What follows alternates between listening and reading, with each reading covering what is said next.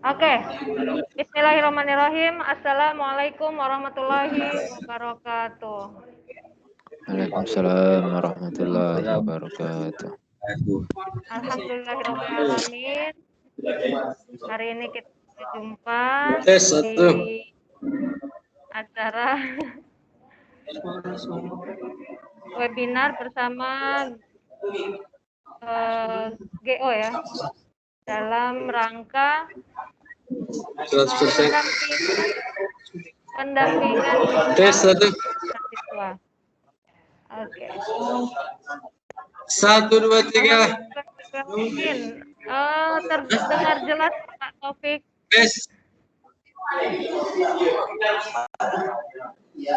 Pak Taufik. Nggak hijau. Ibu ada ya? Ya, ada nggak suaranya? Ada nggak suara saya ada nggak? Assalamualaikum. Ada. Assalamualaikum Pak Taufik. Suara saya kedengaran? Tes 1. Pak Taufik.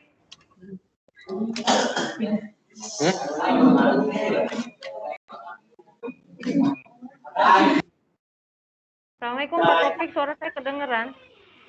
Enggak bisa deh. Ada, ini Pak Taufik ini Pak Taufik nih, suaranya udah jelas. Tes 1. Sudah ada? Dengar, Pak. Sudah, Pak. Berarti mengganggu. Dengar, Pak. Anak-anak ibu yang di rumah dengar suara Pak Taufik nggak? Nanti nggak dengar orang ini. Dengar, Pak. Ya Allah, Bapak ini.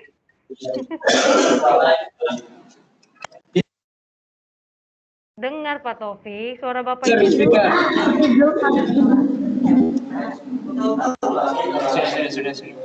Mulai. Bu Yanti sudah? Sudah jelas Pak, Bapak sudah dengar suara saya. Baik, sudah bisa dimulai. Iya baik, saya sudah membuka salam dan sekarang saya akan menyerahkan estafet kepemimpinan moderasi ke Bapak ya.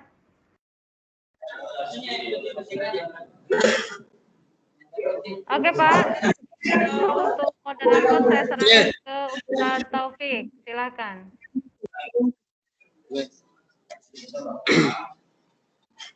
Bismillahirrahmanirrahim. Assalamualaikum warahmatullahi wabarakatuh. Waalaikumsalam warahmatullahi wabarakatuh. Kurang semangat ini. Karena kita ini bicara masa depan.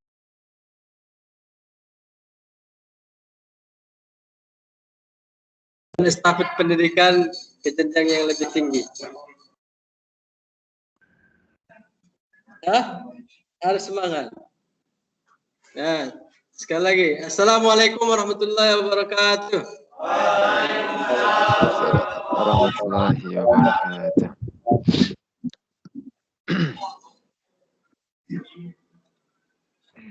Alhamdulillah, salatu wassalamu ala rasulillah wa ala alihi wa sahbihi wa mawalah. Rabbi shrah li sadri wa yassir li amri wa hlul 'uqdatam min lisani yafqahu qawli. Amma ba'd. Selamat siang buat Anda sekalian, buat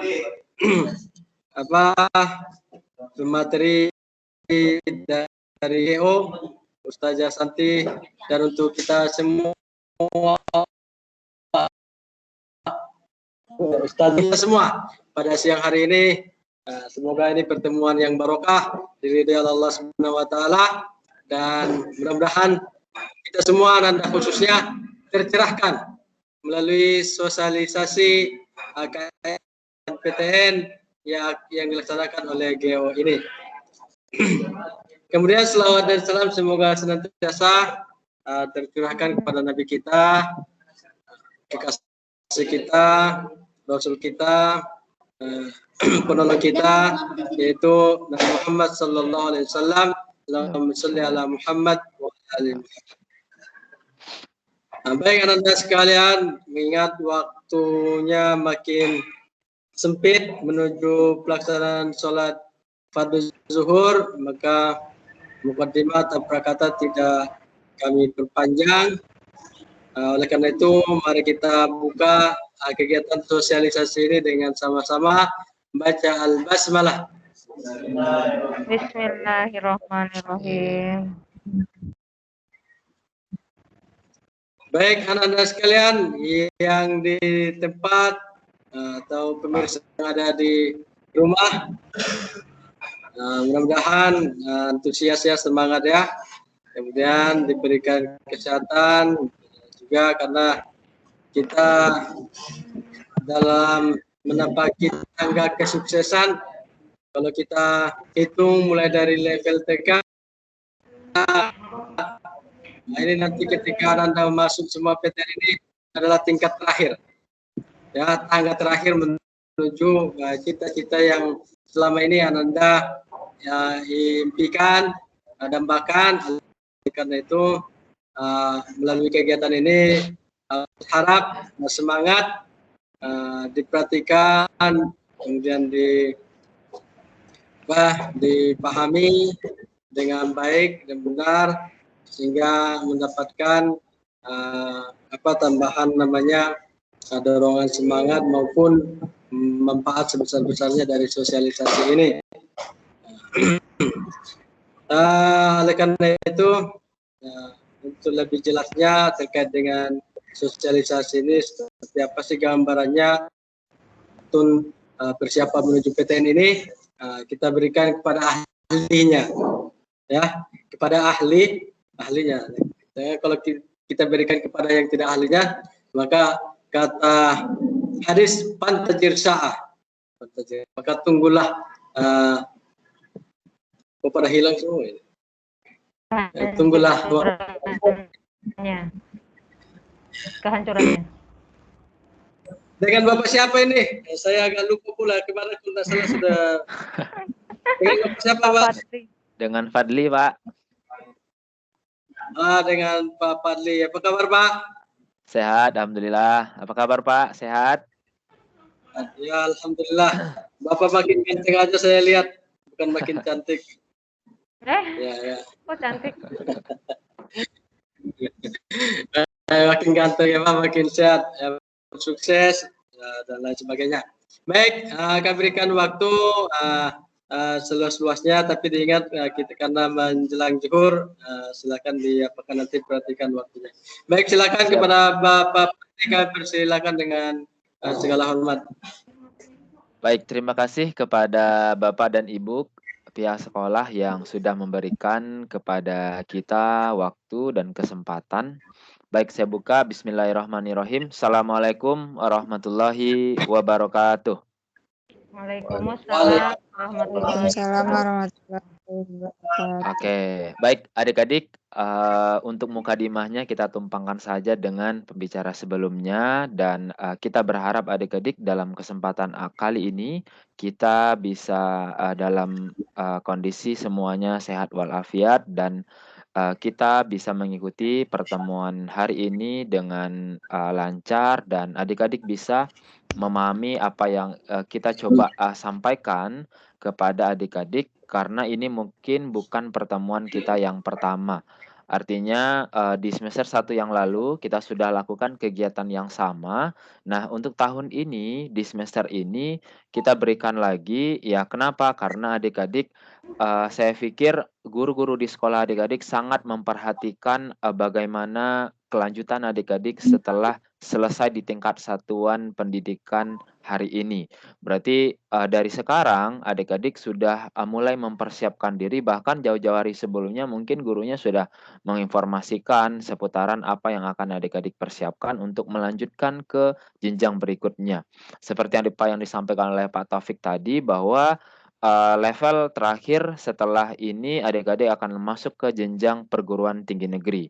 Nah, kita berharap bagaimana supaya bisa memaksimalkan peluang yang ada bagi adik-adik sekalian, khusus siswa kelas 12 yang ada di Integral Hidayatullah, untuk bisa memaksimalkan apakah itu jalur undangan, UTBK SBMPTN, sampai nanti akhirnya kalau memang misalkan belum rezekinya di undangan dan UTBK, berarti mau nggak mau kita harus sampai pada ujian mandiri. Tapi pada hari ini adik-adik, saya hanya khusus membahas 2 pintu seleksi masuk perguruan tinggi negeri. Yang pertama itulah undangan, lalu yang kedua UTBK SBMPTN. Nah, seperti biasa adik-adik mungkin saya coba, sampaikan materi saya dalam bentuk, PowerPoint saya sudah siapkan. Saya mohon izin share screen kepada adik-adik sekalian. Oke, sudah bisa kelihatan adik-adik? Sudah. Udah ya? Oke. Nah, adik-adik, tema yang kita bawakan hari ini itu strategi lulus PTN 2021. Nah, kemarin kita sudah membahas hal topik yang sama, tapi hari ini kita bahas dan membedah tuntas apa saja perubahan yang terjadi di tahun 2021. Di semester yang lalu kita sudah sampaikan secara umum adik-adik, untuk undangan itu apa aja sih yang harus kamu persiapkan. Nah, tibalah hari ini kita sudah berada di penghujung di tahun pelajaran 2020-2021 bagi kamu yang kelas 12 yang akan menghadapi jalur undangan dan SBMPTN. Tentunya saya yakin adik-adik semua mungkin ada yang memang memprioritaskan di undangan, ada yang memang memprioritaskan di SBMPTN ujian tulis. Nah, maka hari ini yang kita bahas khusus yang 2 ini saja. Nah, tapi seperti biasa adik-adik, mungkin dari awal tadi, ibunya sudah mengundang adik-adik dan sudah menunggu juga siswanya untuk join di Teams ini. Nah, mungkin, tadi sudah, hidupkan kameranya, terus ketika udah mulai semuanya udah pada hilang gitu ya. Nah, saya yakin adik-adik tetap, mengikuti kegiatan ini dengan, fokus dan perhatikan apa hal-hal detail yang berubah di tahun ini adik-adik. Nah, adik-adik sebelum, saya masuk ke materi, saya coba buka pertemuan hari ini dengan sebuah ice breaking. Saya punya, bentuk gambar seperti ini. Bisa kelihatan ya? Lalu ada sebuah pertanyaan. Oke, pertanyaannya ada berapa buah gambar wajah manusia yang bisa adik-adik lihat? Oke, boleh siapapun yang bisa, melihat dari tampilan yang saya, buatkan, boleh dikomentari dong, kira-kira berapa? Atau memang belum kelihatan gambarnya? Sudah kelihatan belum? Sudah. Sudah, oke. Kira-kira, jawabannya berapa nih? Siapa aja yang tahu boleh silakan dikomentari.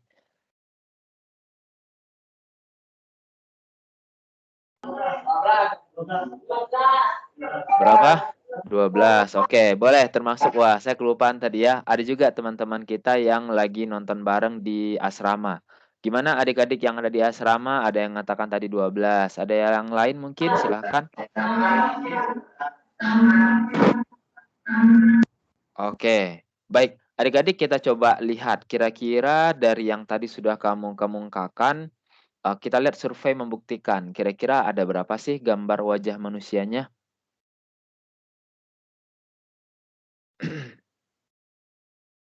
Oke, ada 10. Nah, kita coba hitung kira-kira yang 10 itu yang mana saja adik-adik. Oke, ini dia yang pertama, lalu ini yang kedua, ini yang ketiga, ini yang keempat, yang kelima, yang keenam, yang ketujuh, yang kedelapan, dan yang kesembilan. Wah, kok cuma 9? Satu lagi kira-kira yang mana ya? Ada yang lihat? Oke, ini dia, yang ke-10. Nah, adik-adik, ketika kita sudah menginformasikan bahwa untuk tahun 2021 banyak regulasi yang berubah untuk masuk ke perguruan tinggi negeri. Ada siswa yang memang sudah dapatkan info itu, tapi respon yang diberikan siswa itu beraneka ragam adik-adik. Sama halnya seperti yang sudah saya sampaikan di semester yang lalu, respon siswa terhadap tantangan itu beda-beda. Sama seperti yang tadi kita kemukakan jawabannya. Mungkin beraneka ragam. Nah, makanya untuk hari ini kita coba samakan visi dulu, kita samakan persepsi dulu, supaya jangan sampai ada yang miskomunikasi, karena tidak sedikit adik-adik tahun lalu yang kami jumpai di lapangan, siswa punya potensi punya kemampuan yang luar biasa, tapi karena kurangnya informasi, akibatnya apa? Gagal untuk masuk perguruan tinggi negeri.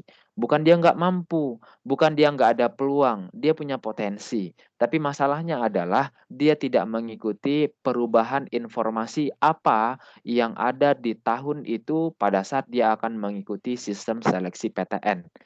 Adik-adik kita sama-sama tahu dari awal mungkin dulu kamu kelas 10 di sekolah ini, mungkin kita sudah dengar informasinya untuk kelas 12 ada perubahan undangan.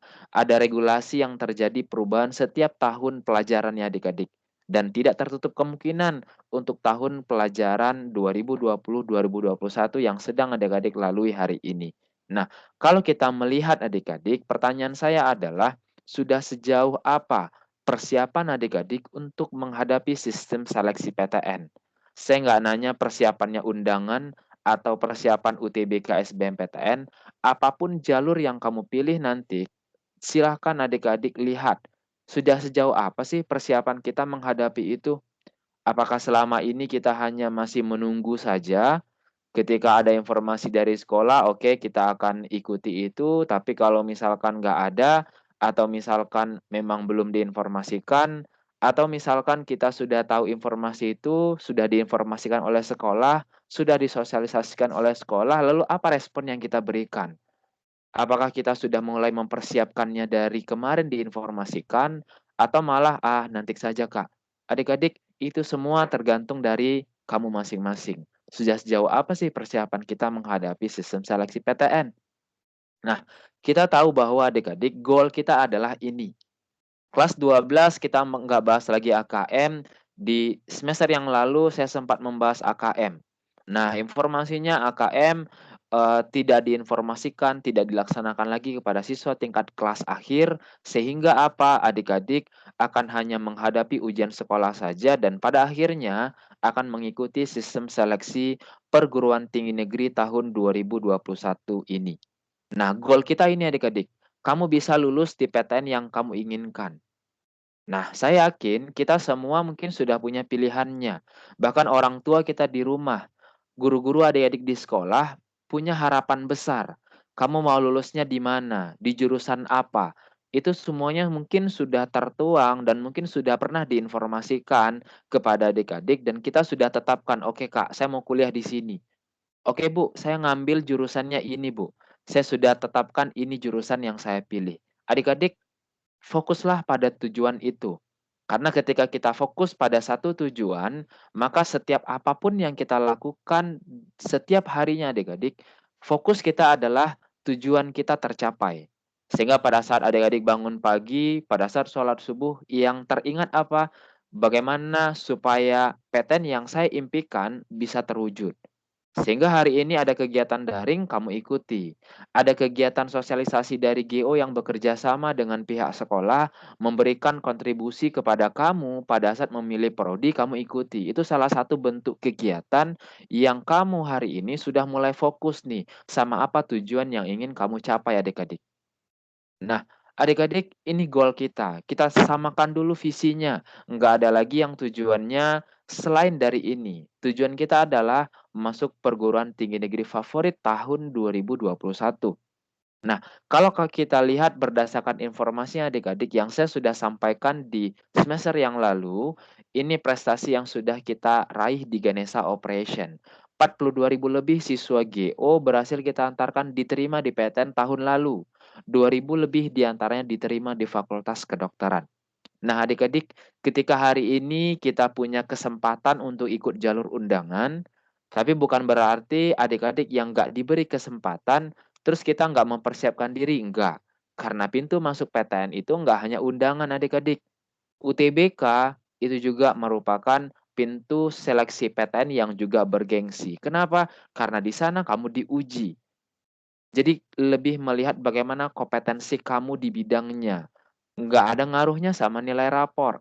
Ketika nilai rapor kamu jelek, mau bagus, mau enggak pas-pasan saja, itu nggak ada urusan. Yang penting kamu bisa menaklukkan apa soal yang diberikan oleh PTN tersebut. Nah, adik-adik pada prinsipnya ini bentuk salah satu acuan kita di Ganesha Operation, hasil yang sudah kita berikan kepada siswa tahun-tahun sebelumnya. Adik-adik, saya ambil sampelnya tahun 2020, yang mereka memang fokus pada tujuannya, yang kita coba berikan sebagai perantara saja, media saja, supaya mereka tahu peluang lulus besar itu ada di mana. Apa yang harus mereka lakukan untuk persiapan setiap masing-masing pintu masuk PTN tersebut. Nah, adik-adik masih ingat kemarin di semester 1 saya sampaikan, saya publish ini cuplikan siswa yang sudah lulus undangan, lalu ini untuk UTBK SBMPTN yang diuji, kita harus bisa menaklukkan tantangannya dengan mengumpulkan skor semaksimal mungkin adik-adik. Nah, hari ini kita coba lebih mempersempit cakupan yang mau kita bahas. Yang pertama adalah adik-adik, saya coba buatkan roadnya dalam bentuk 3 hal ini. Jalan untuk kita bisa mencapai visi kita tadi di awal. Goal kita tadi di awal adalah sukses diterima di PTN yang kamu inginkan. Diterima di PTN favorit adik-adik. Nah, adik-adik, dalam hal ini, road to map goal-nya adalah, saya ambil poin pertama, fakta dan tantangannya. Kita perlu tahu, seperti yang tadi saya sampaikan, banyak orang di luar sana gagal diterima di PTN, bukan mereka berarti nggak mampu. Bukan berarti mereka nggak punya peluang. Mereka mampu kok, mereka punya peluang kok untuk kuliah di PTN bergengsi. Tapi kenapa adik-adik? Karena mereka tidak menguasai informasi apa yang berubah di tahun tersebut. Mungkin saja siswa misalkan dia masih bawa tuh data di tahun 2019. Dia mengacu pada tahun itu. Sementara dia berada di tahun 2021 yang akan masuk perguruan tinggi negeri. Sehingga nggak balance. Sehingga nggak matching dong data yang dia punya dengan sistem seleksi PTN yang akan dia hadapi. Nah, poin pertama adik-adik, kita perlu tahu apa faktanya. Faktanya adik-adik ini, datanya masih sama seperti tahun lalu di semester 1 kemarin saya sampaikan bahwa untuk jalur undangan kuotanya minimal 20%, hati-hati adik-adik itu minimal 20%. Boleh 30? Boleh. SBMPTN kuotanya minimal 40%. Nah, dari sini adik-adik kita bisa melihat bahwa ketika hari ini ada di antara kamu semua, baik adik-adik yang ada di room meeting ini ataupun yang lagi nonton bareng di asrama, mungkin ada yang menjadi siswa yang bisa ikut jalur undangan, ada yang tidak. Saya mau garis bawahi bahwa yang bisa ikut maka belum tentu semuanya bisa lulus karena adik-adik akan diseleksi lagi. Nah, adik-adik, maka dari itu, supaya kita bisa memperbesar peluang kelulusan, makanya kita perlu tahu apa saja yang berubah di tahun ini. Bagi adik-adik yang bisa ikut, maka perhatikan detail. Bagi yang memang belum bisa kesempatan ikut di undangan, persiapkan diri untuk SBMPTN. Jangan hanya kamu fokus pada materi UAS saja. Adik-adik fokus pada materi ujian sekolah saja, enggak. Kalau kita punya target di UTBK SBMPTN, maka mulailah dari sekarang berbenah diri. Coba cari referensi belajar. Enggak hanya cukup dari sekolah aja. Mungkin waktu kita terbatas. Adik-adik enggak seharian full belajar di sekolah. Ketika guru yang sudah nyampaikan materi, maka mulailah coba cari referensinya, kira-kira di materi itu soal di UTBK yang seperti apa sih yang muncul. Nah, adik-adik, banyak referensi belajar yang bisa kita dapatkan. Kita coba lihat yang pertama adik-adik, namanya jalur undangan. Peta persaingannya ini saya yakin adik-adik semuanya pasti masih ingat bahwa untuk tahun 2020 persaingan masuk jalur undangan itu gagalnya selalu lebih banyak dari tahun ke tahun. Kita bisa lihat persentasenya tidak pernah lebih dari 20%. 2021 kita masih memprediksikan hal yang sama. Sehingga supaya kita masuk kategori yang lulus, kita perlu perhatikan apa yang berubah di tahun ini adik-adik. Saya ambil satu sampelnya PTN yang memang selalu masuk 10 top PTN dengan peminatnya terbanyak setiap tahunnya adik-adik. Saya ambil datanya tahun lalu. Kita ambil jurusan Saintek misalkan pendidikan dokter, kamu bisa lihat di sana yang berminatnya ada 2000, tapi yang lulusnya adik-adik hanya 20 orang saja. Bayangkan adik-adik hanya berapa persennya itu. Sosum ternyata nggak kalah ketat. Ilmu hukum yang peminatnya 1.400, yang diterima hanya 80 adik-adik. Nah, begitu ketatnya persaingan PTN, maka perlu kita persiapkan adik-adik. Nah, maka dari itu kita tahu bahwa itulah faktanya. Kita nggak memungkiri bahwa kondisi hari ini kan masih pandemi, Kak. Apa nggak ada dispensasi gitu untuk kami yang lulus di masa pandemi? Contohnya misalkan seperti tahun lalu. Kalau tahun lalu kakak senior adik-adik, mereka ikut sistem seleksi UTBK SBMPTN 2020, mereka sudah berada di masa pandemi. Sehingga materi yang diujikan hanya TPS aja. Nah, LTMPT adik-adik Desember tahun lalu, mereka sudah menginformasikan, sudah mengumumkan bahwa untuk tahun 2021 itu aturannya kembali ke tahun sebelum yang sudah mereka tetapkan di awal. Nanti kita bahas detail. Nah, kita lihat tantangannya adik-adik. Untuk jalur undangan, saya yakin kita semua pasti masih ingat dan saya sudah sampaikan informasi yang sama kepada adik-adik sekalian.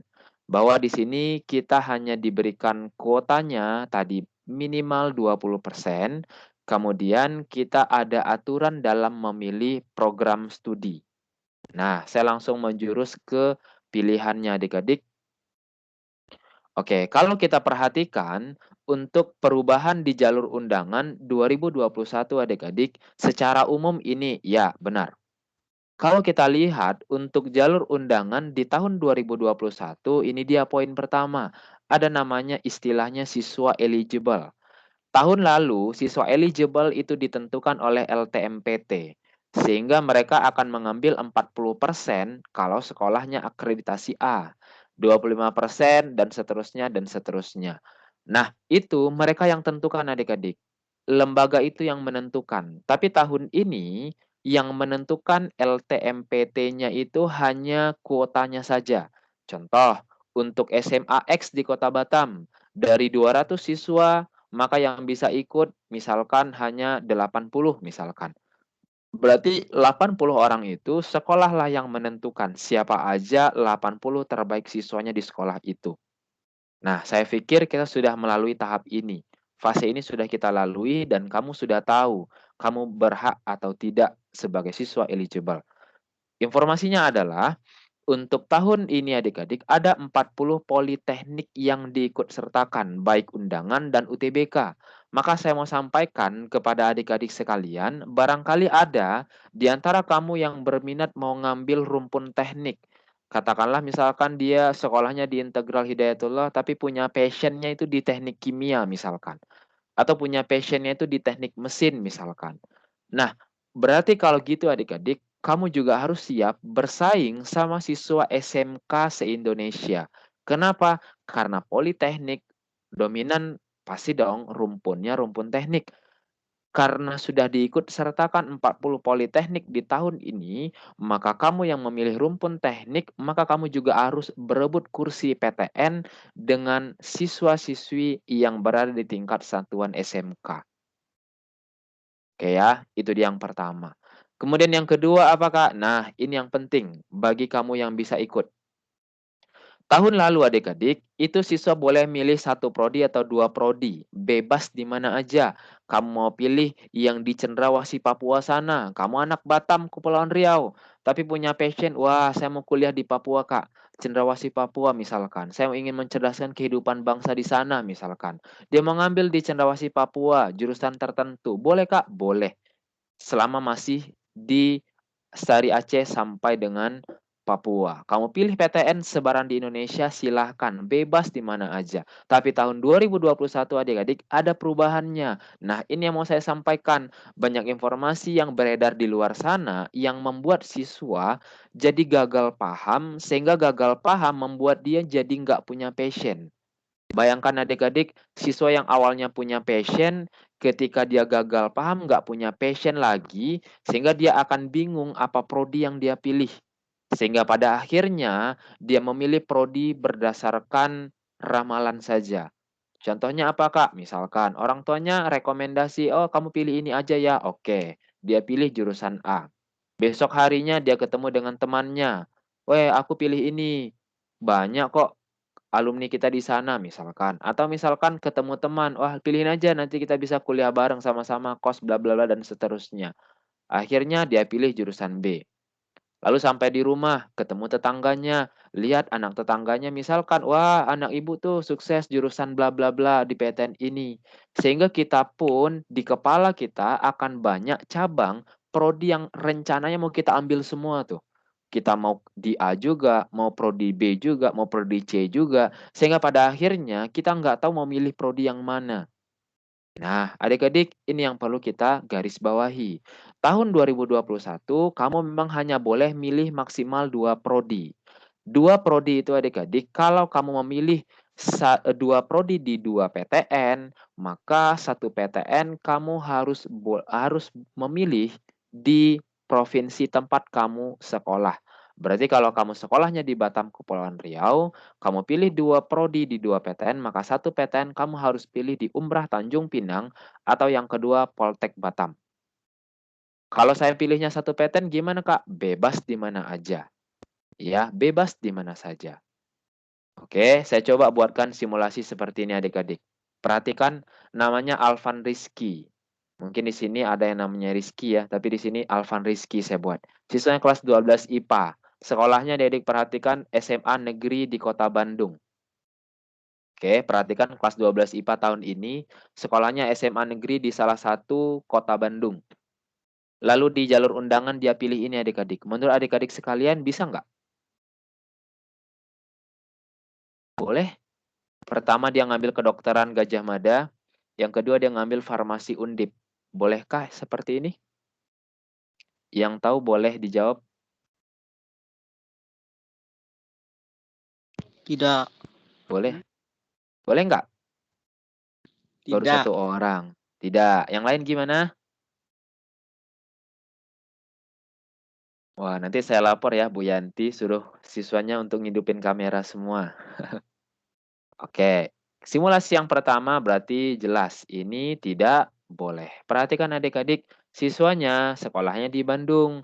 Coba lihat PTN yang dia pilih, yang pertama Gajah Mada, yang kedua Undip. Nah, tadi syaratnya harus 1 PTN berada di provinsi tempat siswa itu sekolah. Oke, saya lanjut. Ini simulasi saya yang kedua. Kira-kira ini boleh? Siapa aja yang tahu silahkan jawab. Boleh. Oke, siswanya di Bandung. Dia ngambil ITB. Yang kedua dia ngambil Gajah Mada. Boleh? Boleh. Karena ada 1 PTN yang berada di 1 provinsi dengan dia sekolah. Lalu yang ketiga, boleh nggak kalau gini? Dia ngambil kedokteran aja, tapi Gajah Mada. Boleh. Ya, kalau 1 PTN berarti bebas di mana saja. Kalau misalkan ada anak integral Hidayatullah misalkan mau ngambil jurusan yang ada di Cendrawasih Papua, boleh Kak? Boleh. Padahal kamu sekolahnya di Batam Kak, enggak apa-apa. Karena kamu milih hanya 1 PTN saja. Adik-adik, itu yang mau kita coba clearkan hari ini bagi kamu peserta undangan tahun ini. Lalu, ketika kita sudah clearkan informasi ini adik-adik, saya ulangi kembali bahwa untuk di jalur undangan memang tidak dijelaskan detail. Mereka merekrut calon mahasiswanya dari undangan berdasarkan apa? Di GO kita buat sebut namanya NAS, nilai akhir siswa. Itu didapatkan dari 3 indeks. Yang pertama indeks siswa, yang kedua indeks wilayah, lalu yang ketiga indeks sekolah. Kita lihat yang pertama dari indeks siswa. Indeks siswa saya nggak bahas detail lagi karena kamu sudah punya nilai raport dari 1 sampai 5. Lalu yang kedua, Kak, kalau misalkan saya punya prestasi lain maksudnya itu apa Kak? Contoh, misalkan siswanya mau ngambil farmasi. Misalkan ambil salah satu PTN-nya misalkan di USU misalkan.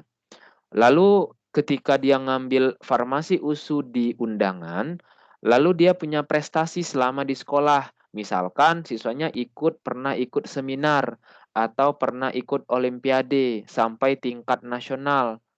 Nah, kalau seperti itu Kak, gimana? Kalau misalkan untuk kegiatan yang kamu ikuti berupa prestasi, misalkan ada sertifikat atau ada, bentuk bukti fisik lainnya yang memang bisa di-upload, maka saran saya ketika itu memang beririsan dengan prodi yang kamu pilih, silahkan di-upload. Tapi kalau tidak, contohnya misalkan pernah ikut kegiatan mau ngambil farmasi nih, tapi dia punya prestasi di sekolah, tapi bidangnya bidang pramuka misalkan, atau di bidang yang lain yang memang bertolak belakang dari jurusan yang mau diambil di PTN-nya. Berarti kalau seperti itu, sebaiknya nggak usah di-upload. Karena secara umum pun, panitia nggak menyebutkan kuotanya itu bobotnya berapa persen. Misalkan kalau prestasinya, ini, maka bobotnya sekian persen. Kalau prestasinya di bidang akademik sekian persen, kalau di bidang non akademik nggak ada. Jadi kita hanya diberikan kalau ada silakan, enggak juga nggak apa-apa. Maka saran saya ketika prestasinya itu beririsan dengan prodi yang kamu pilih, maka silahkan saja untuk di-upload. Kalau seandainya memang, tidak ada, berarti ya sudah, kamu tidak perlu upload. Karena ini ada, silakan, enggak juga nggak apa-apa gitu ya. Kemudian saya lanjut indeks sekolah. Indeks sekolah saya kepada adik-adik bahwa ini melihat jejak rekam senior kamu di SMA Integral Hidayatullah. Contoh misalkan, AHIA, misalkan mau ngambil jurusan kedokteran misalkan. Lalu kedokteran apa? Lihat PTN-nya, misalkan ngambil kedokteran Unsri. Lalu kalau seperti itu, supaya indeks sekolah kita besar di mata PTN, maka yang disarankan adalah kita harus matchingkan data dulu dengan alumni kita di SMA Integral Hidayatullah. Kira-kira ada nggak yang lulusnya di Unsri? Ada Kak, oke kita lihat ke jurusannya. Ada nggak yang lulusnya di pendidikan dokter? Wah, pendidikan dokter nggak ada Kak, mereka prodinya yang lain, tapi di Unsri ada Kak. Nah, kalau ada nggak apa-apa, berarti indeks sekolah kita sudah kita berikan lebih di mata PTN ketimbang kita memilih PTN yang memang nggak ada alumni di sana. Contohnya misalkan tadi dia ngambil Unsri, tapi di Integral Hidayatullah nggak ada alumninya dari Unsri. Terus siswanya ngebet, wah Kak, pokoknya saya mau pendidikan dokter Kak. Soalnya ayah saya dokter, ibu saya dokter Kak, kakak saya juga dokter. Saya juga harus jadi dokter Kak, karena kami keluarga besar dari dokter Kak. Nah, jadi saya mau di sana, Kak, misalkan seperti itu. Kan gitu ada ya, ada siswa yang kayak gitu misalkan, tapi nggak di sini ya, di tempat lain saya jumpanya. Nah, kalau misalkan seperti itu gimana, Kak? Berarti nggak boleh ya saya ngambil pendidikan dokter Unsri? Bukan nggak boleh adik-adik, boleh. Tapi sekarang kan kita berbicara masalah peluang. Peluang itu kan kita belajar juga ya di matematika, itu bukan ilmu pasti. Kita memprediksi. Nah, supaya peluang kita besar, maka salah satu caranya seperti itu. Kita lihat jejak alumni kita di sekolah. Dominan mereka lulusnya di mana sih? Nah, itulah yang kita jadikan acuan. Saya pikir ini datanya pasti ada di sekolah adik-adik. Nah, coba tanyakan sama ibunya atau kepada Ibu Yanti, coba lihat datanya ada di mana aja sebarannya. Lalu nanti juga melihat rata-rata IPK alumni kita di mana. Karena logikanya seperti ini adik-adik. Ketika tadi ada siswa dari Hidayatullah mau ngambil Unsri, tapi ternyata alumni di Unsri itu ada, tapi IPK-nya nggak bagus gitu. Misalkan semester 1 ada nilainya yang jelek, semester 2 juga sama, ngulang lagi misalkan. IPK-nya rata-rata nggak pernah sampai 3. Berarti kalau gitu, berarti kan PTN tingkat kepercayaannya kepada sekolah memberikan kuota pasti akan berkurang. Wah, ini aja alumninya nggak beres nih. Gimana mau ngasih kuota lagi untuk tahun ini sama Hidayatullah? Nah, contohnya gitu. Jadi itu juga melihat bagaimana jejak rekam alumni kita yang sudah selesai di kampus itu atau yang lagi melaksanakan studinya. Oke ya. Nah, untuk alumni yang tidak mendata ulang itu saya pikir adik-adik sudah clear informasi itu. Kemudian yang ketiga indeks wilayah. Nah, ini yang tadi kita bahas. Berarti kalau gitu kamu memang disarankan mengambil prodi dan PTN yang satu provinsi dengan sekolah kamu. Tapi tidak harus ya. Saya katakan ini bukan harus. Kalau secara umum tidak menyalahi aturan. Contohnya tadi, siswanya cuma ngambil pendidikan dokter Unsri aja. Boleh Kak? Boleh. Tapi nggak ada alumni Kak di sana. Ya nggak apa-apa. Boleh. Karena secara umum tidak menyalahi aturan. tapi kita melihat bagaimana peluang kita bisa maksimal. Nah, supaya itu maksimal, itulah yang kita lihat indeks wilayahnya. Kalau mau maksimal, ya kita pilih dong PTN yang ada di Kepulauan Riau. Tapi masalahnya adik-adik, selalu banyak saya jumpai siswa sekolahnya di Batam, pasti banyak siswa yang nggak mau kuliahnya di Batam. Saya yakin, pasti di sini juga ada orangnya yang seperti itu. Orang tuanya di Batam, kakak adiknya, keluarganya semuanya di Batam. Tapi dia nggak mau kuliah di Batam. Dia maunya keluar dari Kepulauan Riau. Nah, kalau memang seperti itu, nah usahakanlah indeks sekolah kita jadi maksimal. Kalau indeks wilayah kita udah kecil tuh, karena kita tidak mengambil PTN yang ada di Kepri. Berarti usahakan indeks sekolah kita jadi besar. Nah, adik-adik, saya pikir itu untuk mengenai penilaian di jalur undangan. Nah, sekali lagi saya sampaikan adik-adik, di undangan kita berikan acuan kepada siswa, maka termasuk untuk adik-adik di Hidayatullah. Karena kita sudah lakukan kegiatan kerjasama dengan pihak sekolah, maka kita ingin memberikan kontribusi kepada kamu, supaya kamu memilih yang bisa berkesempatan undangan, maka jurusan yang kamu pilih itu kita lihat berdasarkan, eee, peluangnya besar di mana. Nah, barangkali saya sudah pernah sampaikan adik-adik kita punya namanya software. Software ini sudah bisa membaca 3 indeks tadi, indeks sekolah, wilayah, sama indeks siswa. Maka nanti yang kita butuhkan adalah nilai rapor kamu, kemudian KKM sekolah, lalu apa prodinya. Mungkin untuk detailnya nanti saya langsung ke Bu Yanti saja, ya. Yang penting secara umum saya sampaikan dulu, nanti kalau misalkan datanya saya sudah dapat dari sekolah, nanti kita akan proses. Berarti nanti adik-adik tunggu informasi dari pihak sekolah selanjutnya. Paling tidak kamu sudah punya gambaran apa prodi yang kamu pilih dulu, nanti kita akan keluarkan, prediksinya. Kira-kira peluang kamu ada di PTN yang mana? Barangkali seperti itu ya. Nah, kira-kira bentuknya seperti ini. Ya, nanti untuk lebih lanjutnya adik-adik boleh, komunikasikan lagi sama Ibu Yanti karena saya belum dapat data ini, nanti kita akan bicarakan lagi setelah kegiatan ini selesai. Kira-kira bentuknya seperti ini adik-adik, ada software-nya, kemudian nanti seperti inilah nanti rekomendasi dari software. Misalkan ada siswa tadi mau ngambil pendidikan dokter unsur. Di software kita sudah membaca ini valid atau enggak nih jurusannya. Karena bisa aja anak yang mau ngambil lintas minat. Tapi kita memang sarankan jangan mengambil yang lintas minat. IPA ya pilih aja Saintek. IPS ya pilih aja Soshum. Berarti bahasa agama ya pilih aja Soshum. Nah, di sana ada persentasenya. Lalu PTN ini direkomendasikan. Tapi ada catatannya adik-adik. Peluang lulus kamu akan berkurang jika ada teman kamu satu sekolah yang rankingnya lebih bagus. Nah, itu yang perlu diperhatikan. Berarti saran saya adik-adik, coba cari tahu kamu di sekolah posisinya ranking berapa. Contoh di sekolah yang bisa ikut itu hanya 25 orang misalkan. Atau misalkan 15 orang. Berarti 15 orang ini kamu cek, kamu ranking berapa tuh, urutan ke berapa. Contohnya urutan kelima. Berarti kamu harus pantau 4 orang lagi di atas kamu, mereka prodinya itu apa? Apa yang dipilih. Jadi jangan sampai kamu berebut jurusan. Ya. Nah, itu nanti kita bisa bahas, lebih lanjutnya nanti setelah, kita proses data adik-adik dulu. Nah, itu untuk jalur undangan.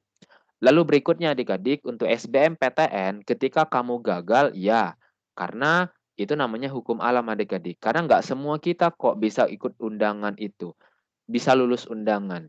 Bisa ikut nggak semua, bisa lulus juga nggak semua. Jadi dari yang bisa ikut maka akan diproses lagi, sehingga dapatlah beberapa orang yang dinyatakan lulus.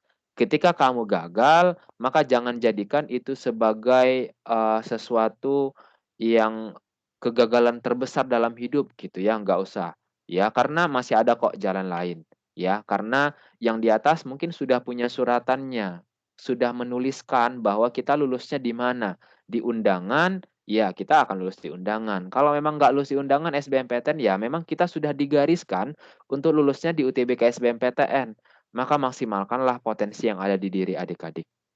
Saya lanjutkan di SBMPTN adik-adik, ini kuotanya saya pikir ini saya nggak bahas detail lagi karena semua kita sudah tahu ini dan saya sudah pernah sampaikan di semester yang lalu. Daya tampungnya kita bisa lihat adik-adik, tadi saya sudah tampilkan Unpad, ini ITB yang memang juga tidak kalah ketatnya. di SBMPTN. Kenapa? Karena banyak yang gagal, maka yang gagal pasti dia akan berbondong-bondong mengikuti UTBK SBMPTN. Nah, adik-adik di UTBK SBMPTN hati-hati, juga ada yang berubah, terutama untuk anak-anak yang soshum.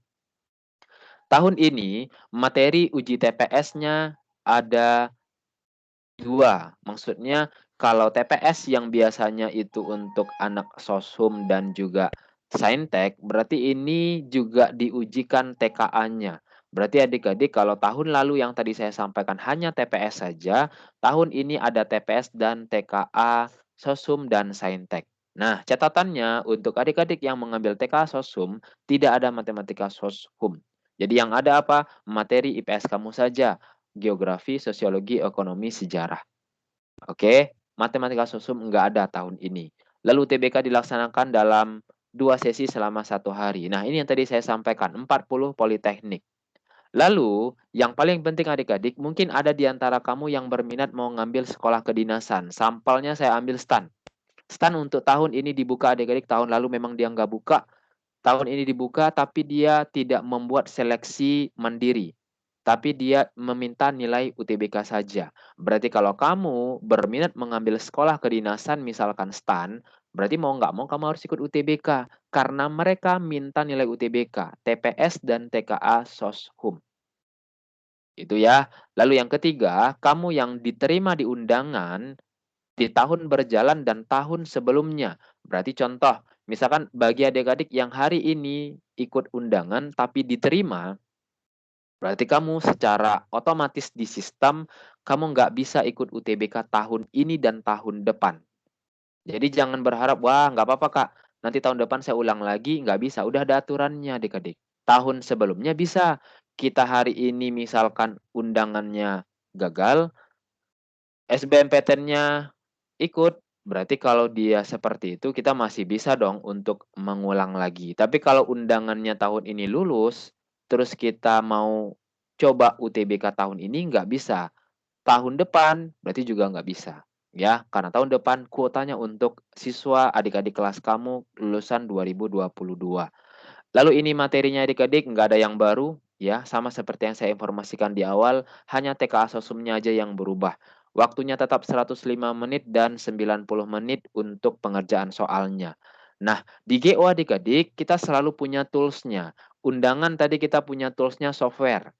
Kalau SBMPTN kita punya tools-nya ada program untuk memprediksi peluang lulus adik-adik. Di GO kita sebut namanya PL, prediksi lulus. Katakanlah siswanya mau ngambil kedokteran UI. Nah, kita udah ngasih tahu tuh, kamu kalau lulus di UI kedokteran, maka PL kamu harus 640. Setiap kali tryout, kamu harus punya nilai segini. Ternyata siswa nilainya segini adik-adik. Nilainya cuma 500. Berarti kalau gitu kita tahu, wah berarti ada kekurangan skornya nih yang harus kamu kejar lagi. Nah, lalu gimana cara GO menginformasikan itu kepada siswa? Siswa kita sudah punya tools-nya. Tools kita di GO adik-adik ada empati, ada EPB, ada geokreasi, ada TST, dan yang lainnya. Sehingga siswa kalau sekarang setiap bulan mereka tryout. Nanti April mereka akan ikut UTBK, maka ada masa namanya super intensif. Super intensif kita di GO nanti kita lakukan itu selama setiap minggunya tryout. Kalau sekarang mungkin siswa masih mempersiapkan UAS di sekolah juga, UTBK juga. Makanya TU-nya cuma sekali sebulan. Nanti setelah mau dekat biasanya kalau kita prediksikan di bulan Maret misalkan. Nah, di bulan Maret nanti kita sudah mulai super intensif. Tapi kita juga ada program belajar di GO super intensif Februari. Jadi dari Februari sudah kita mulai, kita sudah bekali siswa dengan tryout, kita juga sudah bandingkan PL prodi yang dia pilih dengan TO yang dia lakukan. Kenapa acuannya tryout adik-adik? Karena satu-satunya bimbel yang punya tryout dengan sistem penilaian yang sama dengan LTMPT, saya katakan hanya GO. Mungkin dalam hatinya ngomong, iyalah Kak, kan Kakak dari GO, makanya ngomong gitu. Adik-adik boleh cek deh, untuk di Batam, bimbel yang jumlah siswanya ada 10.000. Kenapa, Kak? Karena untuk syarat melakukan yang namanya tadi saya sampaikan adik-adik ada namanya IRT, sistem penilaiannya, item respon teori. Setiap soal punya bobot soal. itu valid ketika respondennya minimal 10.000 adik-adik. Kamu boleh cek bimbel yang di tempat lain yang pernah kamu jumpai, coba tanya, siswa kelas 12-nya ada berapa sih? Kalau mereka katakan pakai IRT, berapa dulu siswanya adik-adik? Nah, kalau GO adik-adik, berani saya katakan karena saya sudah tahu data realnya. Siswa GO kelas 12 dari Aceh sampai dengan Ambon, untuk kelas 12 aja itu udah sampai 20.000 lebih. Sehingga untuk syarat minimal untuk menggunakan sistem penilaian IRT itu sudah sangat valid. Makanya kita berani katakan bandingkan nilai TO siswa dengan PL-nya. Kenapa? Karena itulah regulasi yang ditetapkan oleh LTMPT adik-adik. Contohnya kayak gini saya buat. Ada siswa ngambil farmasi ITB sama lingkungan Brawijaya. Loh kak, kok dia nilainya beda padahal satu kali tryout? Nah adik-adik, setiap prodi yang kamu pilih itu tergantung dari rumpun apa. Jadi ada 19 klaster jurusan. Sehingga akan memberikan respon terhadap prodi yang kamu pilih itu PL-nya beda-beda. Nilai TO-nya pun beda-beda. Nah, kita bisa lihat adik-adik, saya ambil sampelnya ini. Misalkan siswanya kalau ngambil Brawijaya, itu dia berhasil tuh. Nilai TO-nya 641. Tapi kalau dia ngambil farmasi, itu skornya belum maksimal. Tapi kalau ngambil Brawijaya lingkungan, kenapa adik-adik? Karena yang pertama, tadi saya sampaikan ada klaster jurusannya. Jadi kalau kita lihat bahwa nilai TO setiap siswa berbeda prodi karena ada klaster yang berbeda. Jadi ada pengklasteran jurusan. Ada rumpun teknik, ada rumpun kesehatan, rumpun pendidikan. Jadi nilai yang direspon oleh item respon teori tersebut itu beda-beda. Jadi tergantung dari apa prodi yang kamu pilih dan PTN-nya. Nah, lalu yang berikutnya adik-adik, roadmap goal yang kita tetapkan di awal tadi, yang pertama kita sudah tahu fakta dan tantangannya, lalu yang kedua peran guru kamu di sekolah, saya pikir sangat penting. Contohnya sekarang, kita bisa lakukan kegiatan ini, ya kenapa? Karena Bu Yanti adik-adik yang sudah sibuk memikirkan adik-adik sekalian. Supaya apa? Peluang kelulusan kamu di sekolah ini di tahun ini, itu bisa meningkat dibandingkan tahun sebelumnya. Kenapa? Karena gurunya tahu adik-adik, kamu punya potensi, kamu punya kemampuan, kita punya peluang. Sehingga makanya dia coba cari kerjasama, kita coba berikan informasi terupdate. Artinya adik-adik guru kamu selalu mendampingi apapun yang kamu hadapi. Di masa pandemi mereka tetap dampingi. Mungkin di awal tadi ibunya, ayo silahkan buka kamera. Tujuannya apa? Mau lihat kabar anak-anaknya gimana. Apakah kondisinya sekarang baik-baik saja? Memberikan arahan nanti prodi yang dipilih yang apa. Artinya apa adik-adik? Banyak orang-orang di luar sana yang mereka juga sekolah sama seperti kamu, tapi gurunya mungkin main lepas tangan aja. Siswanya mau pilih apa ya bebas, silahkan. Kamu mau kuliah di mana ya bebas, silahkan. Mungkin gurunya merasa itu bukan jadi tanggung jawab mereka. Tapi karena kamu berada di sekolah integral, guru kamu sangat solid kepada siswanya, apapun perubahannya dia coba sampaikan, seperti apa yang disampaikan oleh Pak Taufik tadi, ketika mereka punya informasi mereka sampaikan, ketika mungkin informasinya sebatas di sekolah, mereka butuh informasi lebih lagi, kan dia coba cari kerjasama, dia coba cari linknya lagi. Makanya kegiatan kerjasama yang kita lakukan dengan GO sekolah adik-adik, ya makanya kita kegiatannya continue. Kenapa? Karena kita juga berharap kelulusan adik-adik di tahun ini itu bisa maksimal.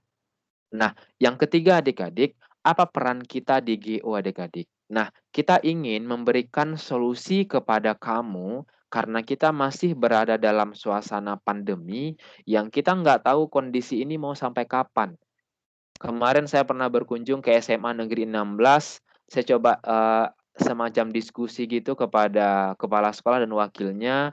Kita coba tanya kira-kira ya mau sampai kapan ya Pak, Bu, kondisi seperti ini akan dihadapi oleh siswa. Mungkin adik-adik masih beruntung nih. Mungkin orang tuanya masih mampu ngasih kuotanya, atau sekolah masih memberikan fasilitas yang sangat lengkap kepada adik-adik sekalian. Coba deh kita bandingkan sama sekolah-sekolah yang di pulau sana. Nah, mereka mungkin nggak semuanya bisa ngontrol kegiatan siswanya. Bahkan mungkin ada siswa yang memang nggak bisa ikut daring, alasannya kenapa? Ya nggak ada kuotanya, nggak ada handphonenya. Mungkin handphonenya ada tapi cuma satu, tapi di rumah itu ada 3 orang yang sekolah. orang tuanya harus bawa handphone itu kerja, pulang kerja udah sore, ya gimana mau ikuti daring adik-adik? Nah, artinya apa? Kita masih bersyukur adik-adik dengan kondisi hari ini, kita masih bisa mengikuti proses belajar mengajar yang tentu tidak terlepas dari kontribusi pihak sekolah memberikan fasilitas kepada kamu semua. Nah, kita coba ingin menjadi solusi bagi kesulitan belajar adik-adik karena saya yakin nggak semua siswa merasa baik-baik saja dengan kondisi belajar daring ini. Saya yakin nggak semua siswa merasa siap dengan kondisi belajar daring seperti ini. Mungkin adik-adik yang di asrama mungkin masih, saya pikir masih oke gitu, karena masih ketemu gurunya, masih lihat gurunya ngajar, ada yang nggak ngerti bisa diskusi, ya meskipun dalam jumlah waktu yang terbatas, tapi masih bisa kita lakukan hal yang seperti itu gitu.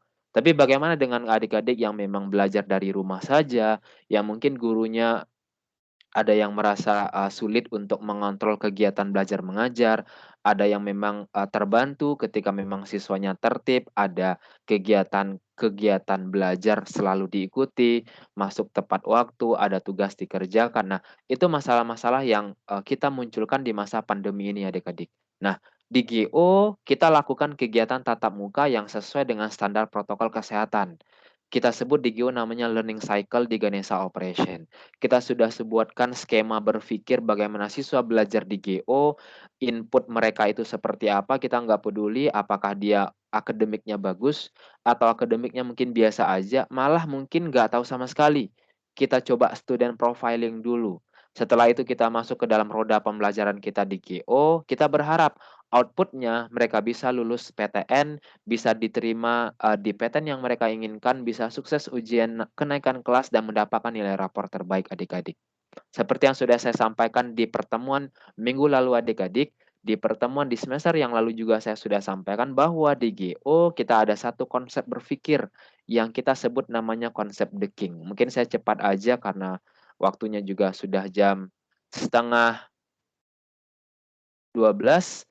Kita ambil satu sampel soalnya. Nah, adik-adik, bentuk, soal ini saya ambil materinya tentang inverse atau fungsi inverse, saya yakin kamu kelas 11 sudah belajar ini.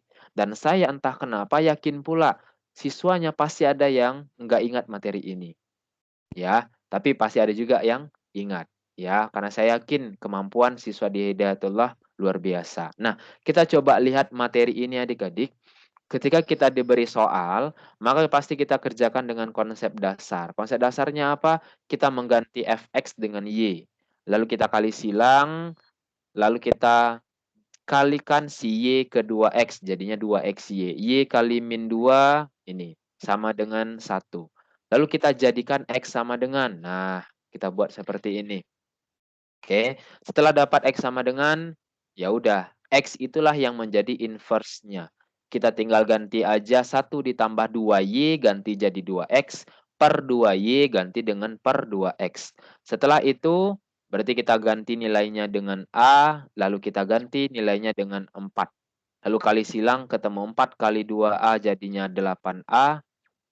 Kita pindah ruas, ketemu A-nya sama dengan 1/6. Nah, adik-adik ini namanya konsep dasar. Sama seperti yang saya udah informasikan di semester yang lalu. Di GO kita jelaskan konsep dasar, banyak ribuan konsep deking yang kita tawarkan kepada siswa. Tujuannya apa? Di UTBK, kita dituntut harus bisa ngerjakan soal dengan blocking time, ada waktu per soal yang harus kita taklukkan. Maka di GO kita rangkai proses belajar tersebut dengan konsep deking. Nah, konsep The King itu berpikirnya seperti ini, mungkin saya cepat aja adik-adik, itu dibalikkan aja. Jadi kalau kita lihat ini, si P di kanan, kita pindah aja ke kiri. Q-nya di kiri, kita pindah aja ke kanan. Sehingga dia berubah dari inverse menjadi F. Atau sebaliknya, dari F berubah jadi inverse. Konsep sederhananya itu aja. Kita balikkan aja. Nah, kita coba lihat soal yang tadi adik-adik. Tadi jawabannya 1/6 ya. Berarti dari soal, kita lihat yang ditanya. Berarti ada F inverse A sama dengan 4. Ya udah, kita tukar 4-nya ke kiri, A-nya ke kanan. Sehingga F4 sama dengan A. Berarti dari soal, kalau kita mau cari F4, ya udah, kita ganti aja fungsi fx tersebut, X-nya dengan 4. Sehingga yang dijadikan 1/2 kali 4 dikurang 2. Nah, ketemu jawabannya 1/6. Nah, adik-adik, begitu bentuk konsep The King yang kita coba sampaikan kepada adik-adik sekalian. Terakhir, sebelum saya tutup adik-adik, saya mau ke terakhir kita skip ini supaya waktunya nggak molor, ya. Nah, ini mungkin sudah pernah saya sampaikan adik-adik bagaimana sistem pembelajaran kita di GO. Untuk pembelajaran online di GO kita punya aplikasi GO Kreasi namanya, ya. Kemudian kita juga ada grup sosmed, kemudian pembelajarannya juga ada yang online dan juga ada yang tatap muka. Nah, informasi bagi adik-adik kelas 12, ketika berminat mengikuti pembelajaran di GO untuk persiapan super intensifnya, maka kita sudah buka program super intensif Februari, persiapan UTBK, dan juga nanti sekaligus konsultasi pemilihan prodi untuk adik-adik yang bisa ikut SN dan juga UTBK SPM PTN. Nah, adik-adik di super intensif kita sudah mempersiapkan siswa untuk fokus menghadapi UTBK SBM PTN. Sehingga siswa yang kita tempa dari awal sudah siap supaya menghadapi UTBK di tahun ini dan termasuk dengan perubahan-perubahan tadi yang sudah kita sampaikan. Nah, adik-adik mungkin itu yang saya sampaikan. Sebelum saya kembalikan ke moderator, saya informasikan tentang pendaftaran di GO. Seperti biasa adik-adik, biaya pendaftarannya bagi adik-adik yang mengikuti event ini, yang berminat mengambil program reguler super intensif di GO silahkan, atau kita di GO juga ada program online-nya. Nah, mungkin biayanya lebih murah, adik-adik belajarnya dari GO Kreasi saja, tryout-nya di sana, nanti bentuk simulasi pembelajarannya by aplikasi semuanya. Juga boleh, silahkan. Nah, kemudian ini mengenai diskon ranking dan ini mengenai diskon untuk program reguler yang tadi saya sampaikan. Adik-adik, barangkali itu dari saya. Terima kasih atas segala perhatian adik-adik untuk kegiatan yang tadi saya sampaikan mengenai kegiatan pembelajaran di Ganesha Operation, apakah itu kegiatan daring atau kegiatan tatap muka. Kalau di GO kita sudah lakukan kegiatan yang tatap muka. Jadi kita sudah coba berbagi kepada adik-adik. Untuk setiap jalur undangan kita sudah punya tools-nya, untuk setiap UTBK kita sudah punya tools-nya. Nah, bagi adik-adik untuk yang bisa ikut undangan mungkin tunggu informasi selanjutnya dari pihak sekolah, karena kita sistemnya di GO kita punya tools-nya. Mungkin seperti itu Ibu Yanti. Jadi kita nanti akan, kalau memang sekolah bersedia, maka nanti prosesnya kita akan minta nilai rapornya Bu. Kemudian nanti kita input ke dalam software, nanti kita akan minta KKM, terus kita akan minta apa prodi dari siswa-siswa Ibu yang bisa ikut undangan. Nanti setelah itu kita proses, nanti kita akan keluarkan bentuk prediksinya seperti yang tadi kami tampilkan. Setidaknya siswa terbantu memilih prodi itu tidak hanya berdasarkan minat dan bakat, kalaupun ada minat di sana tapi peluang kita kecil, ya kenapa itu dipaksakan gitu, supaya kita punya peluang yang besar. Barangkali seperti itu Bu dan Bapak dari kami Ganesha Operation. Mungkin saya kembalikan dulu kepada Pak Taufik dan terima kasih kepada adik-adik sekalian atas perhatiannya. Saya akhiri. Assalamualaikum warahmatullahi wabarakatuh. Waalaikumsalam warahmatullahi wabarakatuh.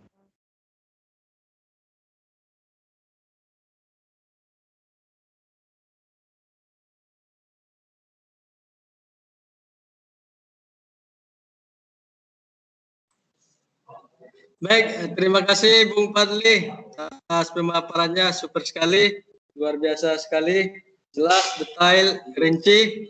Mudah-mudahan siswa dan anak kita semua, baik yang di asrama maupun yang di online di rumah bisa menangkap dengan jelas apa yang disampaikan oleh Bung Fadli tadi. Baik, kita punya waktu 5 menit. Ada yang mau ditanyakan? Halo, ada yang ditanyakan? Ada, Pak. Yang di rumah ada pertanyaan untuk Geo, anak-anak sekalian? Halo.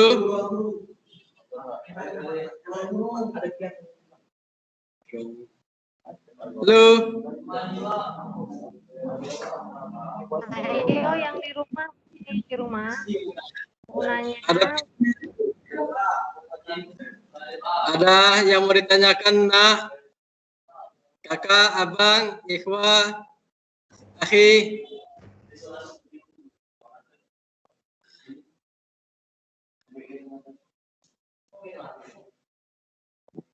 Sebelum kita tutup, kalau masih ada yang kurang jelas terkait dengan apa yang disampaikan oleh Bung Fadli tadi, bisa ditanyakan sekarang.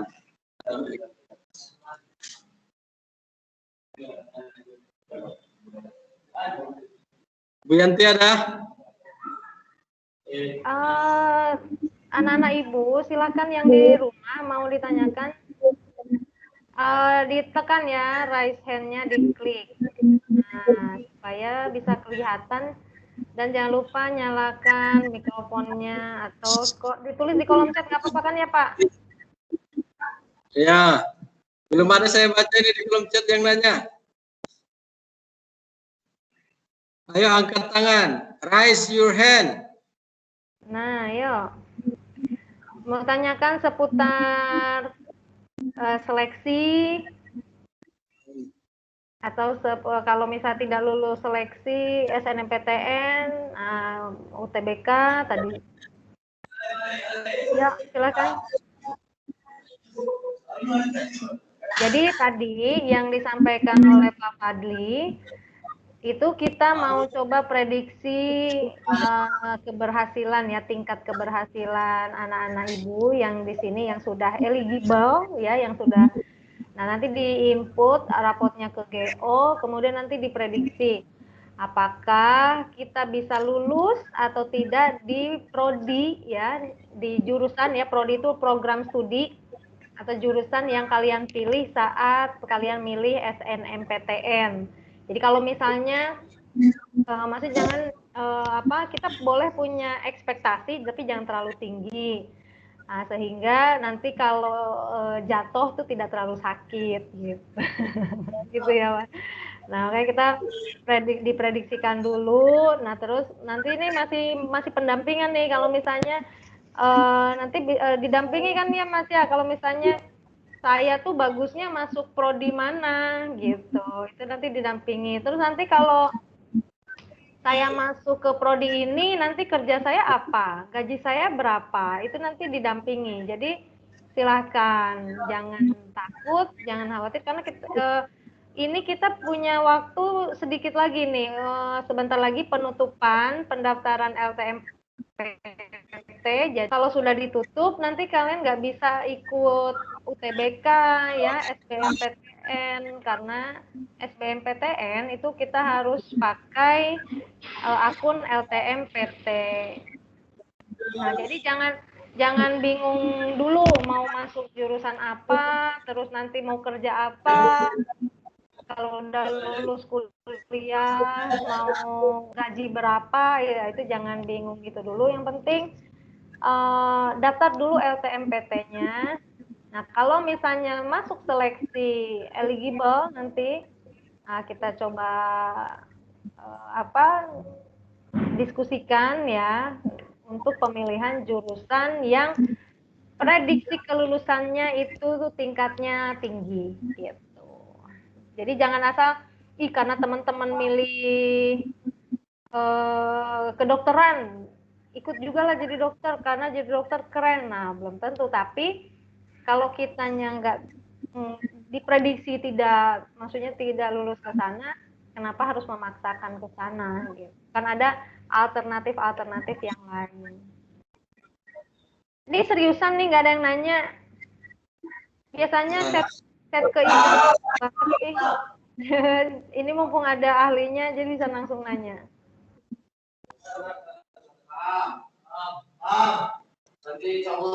Oke, baik, cukup. Oke, kalau gitu berarti sudah cukup Ustaz Taufik. Baik, karena tidak ada yang nanya, baik dari rumah maupun yang di sini, yang dengan saya ini. Halo.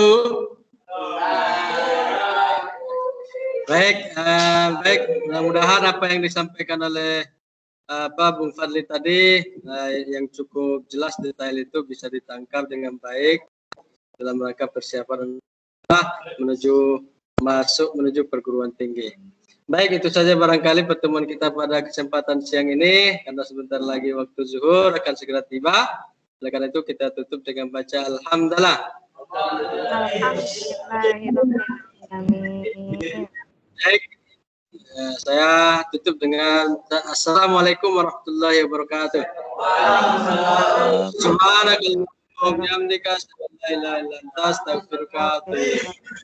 Oke, terima kasih Pak Taufik. Terima kasih Pak Fadli ya yang sudah Ya, sama-sama Bu. Terima Ya, kasih juga anak-anak ibu yang soleh dan soleha yang sudah tetap semangat ya mengikuti rangkaian kegiatan pendampingan siswa menuju mahasiswa. Mudah-mudahan Allah mudahkan ya. Amin. Oke, Ibu pamit ya. Silakan yang di rumah boleh undur diri. Billahi taufiq wal hidayah. Assalamualaikum warahmatullahi wabarakatuh. Dadah. Baju dinner. Oh. Ambil dikit lah, jangan ambil semua.